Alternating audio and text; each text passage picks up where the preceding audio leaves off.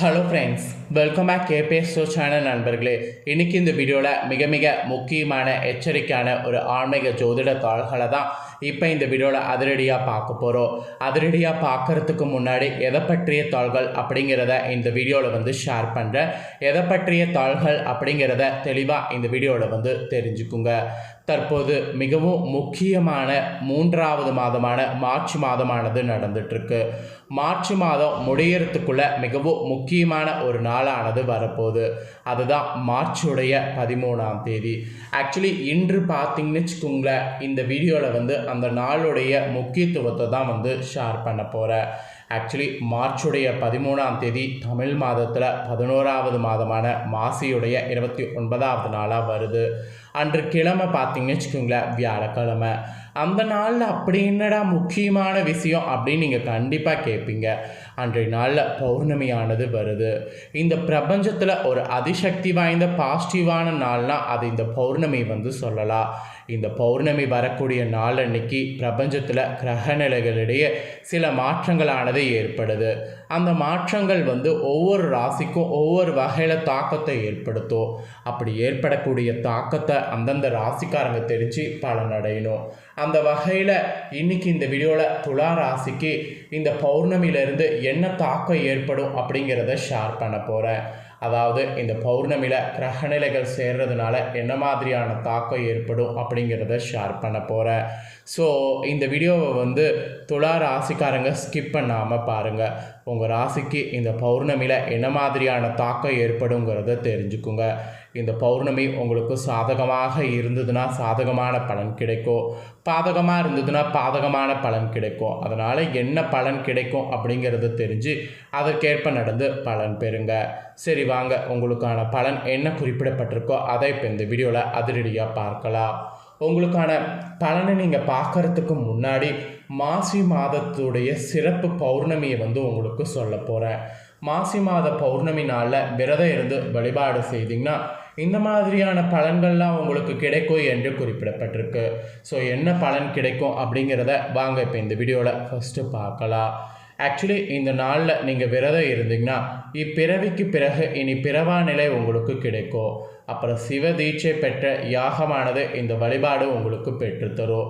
So இந்த நாளில் நீங்கள் பௌர்ணமி வழிபாடு செய்தீங்கன்னா இந்த பலன் மெயினாக உங்களுக்கு கிடைக்கும் என்று குறிப்பிடப்பட்டிருக்கு. ஆக்சுவலி மக நட்சத்திரத்துக்கு அதிபதி நவக்கிரகங்களில் நிழல் கிரகங்களாக ஒன்றாக இருக்கக்கூடிய கேது பகவான் ஆவார்.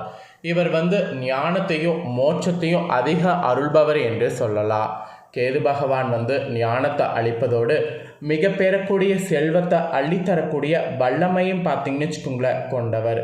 இப்படி பல புண்ணிய அம்சங்களை கொண்ட மாசி மாதத்தில் கேதுவின் நட்சத்திரமான மக நட்சத்திரத்தில் சந்திரன் வரக்கூடிய தினம்தான் மாசி பௌர்ணமி. இப்படி பூர்ண சந்திரன் அமையக்கூடிய நாளே மாசி மாத பௌர்ணமியுடைய சிறப்புக்கு காரணம் என்று குறிப்பிடப்படுது. இப்பேற்பட்ட சிறப்பான மாசி மகா பௌர்ணமி அன்னைக்கு எல்லா கோவில்கள்லேயும் குறிப்பாக சிவன், விஷ்ணு, முருகன் ஆகிய மூவருக்கு சிறப்பு அபிஷேக ஆராதனைகள், யாகங்கள், உற்சவங்கள் நடைபெறும். ஸோ இந்த தினத்தில் மற்ற மாதங்களில் வரக்கூடிய பௌர்ணமி தினங்களில் விரதம் மேற்கொள்வதை போன்றே துலா ராசிக்காரங்க நீங்கள் மாசி மாத பௌர்ணமி தினத்தில் விரதம் இருந்தீங்கன்னா உங்களுக்கு சிறப்பான பலன்கள் ஆக்சுவலி கிடைக்கும். மாசி மாத பௌர்ணமியில் நீங்கள் சத்யநாராயண பூஜையை வீட்டில் இல்லைன்னா கோவிலில் செய்யலாம். அது மட்டும் இல்லாமல் மாலை நேரத்தில் சூரிய அஸ்தமனத்திற்கு பின்னர் பக்கத்தில் ஏதாவது அம்மன் கோவில் இருந்தால் அங்கு கூட வழிபாடு செய்யலாம். அதெல்லாம் உங்களுக்கு அதிக நன்மைகளை தரும். இன்னும் சொல்லப்போனால் மாசி மாத பௌர்ணமி அன்னைக்கு திருவண்ணாமலையில் கிரிவலம் செல்லக்கூடிய வாய்ப்பு கிடைச்சதுன்னா கண்டிப்பாக மேற்கொள்ளுங்க. அப்படி நீங்கள் மேற்கொள்ளும்போது அந்த சமயம் வண்டுகள் மொத்தமாக பறக்கக்கூடிய காட்சியை நீங்கள் பார்க்குற மாதிரி வாய்ப்பு உங்களுக்கு கிடைச்சதுன்னா உங்களுக்கு பல மனித பிறவிகளுடைய கர்மாக்கள் அந்த நொடிப்பொழுதே தொலைந்ததாக ஐதீகம். அதனால் இந்த வாய்ப்பு கிடைக்கிற மாதிரி உங்களுக்கு சூழ்நிலை இருக்கிறதுக்கு இந்த திருவண்ணாமலையில் கிரிவலம் சென்று பாருங்கள். ஏன்னா அந்த சூழ்நிலை அமைஞ்சதுன்னா அதை பார்த்திங்கன்னா இந்த ஒரு புண்ணியம் உங்களுக்கு அடைய முடியும். இப்பிறவிக்கு பிறகு இனி பிறவா நிலை உங்களுக்கு கிடைக்கும். மேலும் அனைத்து துறைகள்லேயும் ஈடுபடக்கூடியவங்க கூட இந்த மாசி பௌர்ணமியில் கிரிவலம் வழிபட்டிங்கன்னா உங்களுடைய துறைகளில் நீங்கள் சிறந்து அதிக பலன்களை பெற முடியும். அப்புறம் கணவனை பிரிந்து வாழ்பவர்கள், கணவருடைய அன்பு பெற்று இணை பிரியாமல் வாழ அமைப்பு கூட உங்களுக்கு இந்த டைம் உண்டாகும். அதிக அளவு கடன் வாங்கி அதை திருப்பி செலுத்த முடியாமல் திணறவங்க கூட இந்த மாசி பௌர்ணமியில் கிரிவலம் சென்று நீங்கள் சிவனை வழிபாடு செய்தீங்கன்னா விரைவில் உங்களுக்கு கடன் தீரும், நிறைய அதிசயங்கள் உங்களுக்கு நடக்கும். ஆக மொத்தம் இந்த மாசி மாதம் வரக்கூடிய பௌர்ணமியில் விரதம் இருந்து அம்பிகையை துதித்து விளக்கேற்றி வழிபட்டு வந்தீங்கன்னா துன்பங்கள் விலகி ஓடிவிடும், இன்பம் சிவனால் நிலைத்து இருக்கும். ஒருவேளை இப்போ நான் சொன்னதை எல்லாமே இந்த நாளில் செய்ய முடியலனா ஒரே ஒரு சக்கரை பொங்கலை இந்த நாளில் நெய்வேத்தியமாக ஈசனுக்கு வைத்து வழிபாடு செய்தீங்கன்னா இதுவே உங்களுக்கு சிறப்பு பலனை தரும். சிவதீட்சை பெற்ற யாகம் செய்த வழிபாடு இந்த ஒரு இதனால் பெற்று கிடைக்கும். அதனால் நீங்கள் மற்றது செய்ய முடியாட்டியும் இந்த நாளில் பொங்கல் வைத்தாவது சிவனை வழிபாடு செய்து 4 பேருக்கு பிரசாதம் கொடுங்க. ஸோ இந்த மாதிரி பண்ணாலும் உங்களுக்கு புண்ணியந்தான். ஸோ இதெல்லாம் தாங்க மாசி பௌர்ணமியுடைய சிறப்பு. இப்பேற்பட்ட இந்த பௌர்ணமியிலிருந்து ஒவ்வொரு ராசிக்கும் தலையெழுத்து மாறும். அதில் துலா ராசிக்கு இந்த மாதிரி தலையெழுத்து மாறும் என்று சொல்லப்பட்டிருக்கு.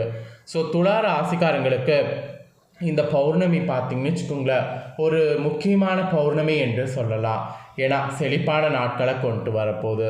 நீங்கள் கடின உழைப்பை மேற்கொண்டு உங்கள் அலுவலக பணிகள்லாம் நீங்கள் ஈடுபட்டிங்கன்னா வெற்றியானது உங்களுக்கு காண்பீங்க. இருந்தாலும் நீங்கள் அங்கீகாரம் பெறுவதற்கு, வளர்ச்சி காண்பதற்கு சில தடைகளை ஆரம்பத்தில் வரும், அதை கடக்க வேண்டியதாக இருக்கும். இந்த பௌர்ணமியில் வேலை மாற்றமானது ஏற்படும். உங்களுடைய நல்ல யோசனைகள் நிர்வாகத்திறன் மூலிமா ஏற்றுக்கொள்வதெல்லாம் இருக்குது. உங்களுடைய சக ஊழியர்கள் வகையில் பணியிடத்தில் உங்களுக்கு சப்போர்ட்டாக இருப்பாங்க. அலுவலகத்தில் புதிய சந்திப்பு, கூட்டாளிகள் மேல் அதிகாரிகளிடம் எச்சரிக்கையாக இருக்கிறது, இந்த மாதிரியெல்லாம் சில விஷயம் இருக்குது. அப்புறம் ஒரு தொழிலை தொடங்க நினைக்கக்கூடிய துலா ராசிக்காரங்க அதிக பணத்தை இந்த பௌர்ணமியில் முதலீடு செய்யாமல் குறைந்த மூலாதாரத்தில் தொடங்க வேண்டும். ஏற்கனவே தொழில் துவங்கி இருப்பவங்க பொருளாதார பின்னடைவை சந்திப்பதற்கு வாய்ப்பு இருக்குது. நீங்கள் மகிழ்ச்சி நிறைந்த ஒரு சிறந்த காதல் வாழ்க்கையை பெறுவதற்கும் வாய்ப்பு இருக்குது. திருமணமான தம்பதிகளுக்கிடையே நல்ல புரிதல் இருக்கும். இது குடும்பத்தில் மகிழ்ச்சியை ஏற்படுத்தும். அப்புறம் உங்களுக்கு சர்க்கரை மற்றும் நீரிழிவு போன்ற சில உடல்நல பிரச்சனைகள் இருக்கும்.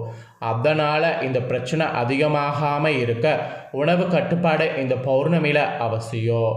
நீரிழிவு பிரச்சனைகள்லேருந்து மீள இது ஒன்று தான் வழி.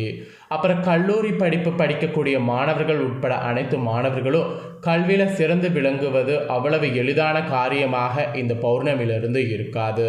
அதனால் மாணவர்கள் ரொம்ப ஜாக்கிரதையாக இருக்கணும் என்று உங்களுக்கு எச்சரிக்கையானது இருக்குது. அப்புறம் நீங்கள் குடும்ப உறவினர்களோடு சில வலுவான தொடர்புகளை கொண்டிருப்பதற்கு ஆற்றல் இருக்குது. அவர்களோடு நேரத்தை செலவிடுவதையும் கதைகளை அனுபவங்களையும் பகிர்வது மற்றும் நினைவு கூறுவது உங்களுக்கு அமைதியையும் ஆறுதலையும் தரும். ஸோ அதை மறக்காமல் பண்ணுங்கள். அப்புறம் குழந்தைகளுடன் உங்கள் உறவு அதிசயமாக அசாதாரணமானதாக இருக்கும். அப்புறம் கணவன் மனைவியாக இருக்கக்கூடிய துலா ராசிக்காரங்க கூட ஒருவரை ஒருவர் நன்கு புரிந்து கொண்டு நம்பிக்கை நிறைந்த பிணைப்பை உருவாக்கணும். அந்த மாதிரி தான் உங்களோட லைஃப் கொண்டு போகணும். நீங்கள் இந்த பௌர்ணமியிலேருந்து அன்பு மற்றும் கற்றலுக்கு அற்புதமான நேரங்களை செலவிடணும். அப்புறம் உங்கள் பந்தம் உங்களுடைய தன்னம்பிக்கை கொண்டவர்களாக வடிவமைக்கிற மாதிரி இருக்கும். உங்கள் காதல் வாழ்க்கை கூட மகிழ்ச்சி நிறைந்ததாக இந்த பௌர்ணமியிலிருந்து இருக்கும். நீங்கள் நற்பெயர் பெறுவதற்கு இந்த பௌர்ணமி நாட்கள் உங்களுக்கு உதவியாக இருக்கும். உங்கள் துணையோடு மகிழ்ச்சியான நினைவுகளை உருவாக்கிக்க முடியும். அவற்றில் பெரும்பாலானவை வாழ்நாள் முழுவதும் நீடிக்கும். அப்புறம் ஒவ்வொருவர் ஆழ்ந்த அன்பு செலுத்துகிற மாதிரி உங்களுக்கு சூழ்நிலை அமையும். அது உங்கள் உறவுக்கு அழகை சேர்க்கும். அப்புறம் திருமணமான தம்பதிகளுக்கிடையே நல்ல பரஸ்பர புரிதலானது இருக்கும்.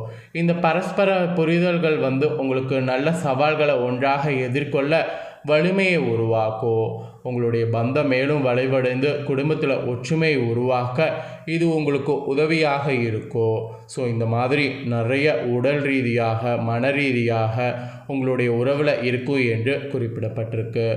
ஆக மொத்தம் இந்த பௌர்ணமி உங்களுக்கு இந்த மாதிரி தாங்க இருக்க போகுது.